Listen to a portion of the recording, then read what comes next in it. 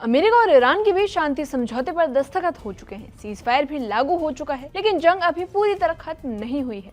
एक तरफ ईरान के सुप्रीम लीडर मुज्तबा खामेनेई का कहना है कि समझौते के लिए अमेरिका बेताब था, और दूसरी तरफ डोनाल्ड ट्रंप आग बबूला है। ट्रंप ने दावा किया है कि ईरान की सैन्य ताकत तबाह हो चुकी है और उसे अमेरिका से एक फूटी कौड़ी नहीं मिलेगी। आगे डील के बाद भी क्यों जारी है बयानबाजी की जंग, तो आइए समझते हैं पूरी कहानी।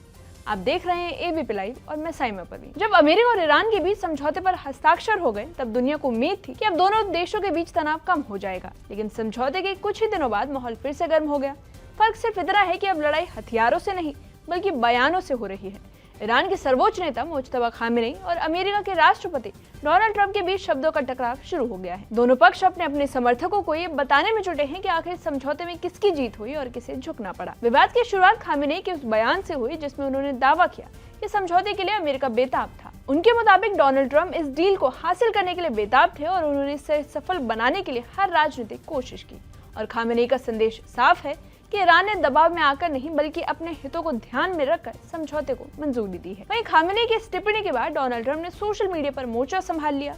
उन्होंने कई पोस्ट करते हुए कहा कि अमेरिका किसी समझौते के लिए बेताब नहीं था। ट्रंप ने दावा किया कि युद्ध के बाद ईरान इतनी कमजोर स्थिति में पहुंच गया था कि बातचीत की पहल उसने की थी। और ट्रंप ने यह भी कहा कि अमेरिका मजबूरी में नहीं बल्कि ताकत की स्थिति से बातचीत कर रहा था। वहीं ट्रंप ने सिर्फ बातचीत को लेकर ही नहीं बल्कि ईरान की सैन्य ताकत को लेकर भी बड़ा दावा किया है। उन्होंने कहा कि हालिया संघर्ष के बाद ईरान की सैन्य क्षमताओं को भारी नुकसान पहुंचा है। ट्रंप के अनुसार ईरान की वायुसेना, नौसेना, रडार नेटवर्क और एंटी एयरक्राफ्ट सिस्टम पहले जैसे नहीं रहे। उनका कहना है कि युद्ध ने ईरान की रक्षा क्षमता को कमजोर कर दिया है। अब सबसे सख्त बयान तब आया जब ट्रंप ने आर्थिक सहायता को लेकर अपनी स्थिति साफ कर दी।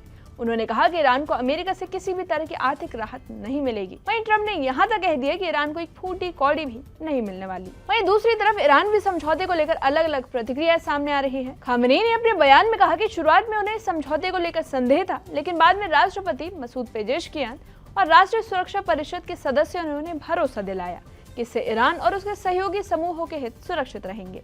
इसके बाद उन्होंने समझौते को मंजूरी दे दी। अब अगर पूरी तस्वीर देखें तो समझौते के बावजूद दोनों देशों के बीच अविश्वास अब भी कायम है। अमेरिका और ईरान दोनों अपने अपने नागरिकों को ये समझाने में लगे हैं कि समझौते में उनकी जीत हुई है। एक तरफ खामेनेई कह रहे हैं कि ट्रंप समझौते के लिए बेताब थे, तो दूसरी तरफ ट्रंप का दावा है कि ईरान कमजोर होकर बातचीत की मेज पर आया। दोनों नेता अपने अपने देशों में राजनीतिक संदेश देने की कोशिश में हैं, और ऐसे में सबसे बड़ा सवाल यही है कि क्या ये समझौता स्थायी शांति की शुरुआत बनेगा या फिर बयानबाजी की लड़ाई ऐसे ही तनाव पैदा करेगी।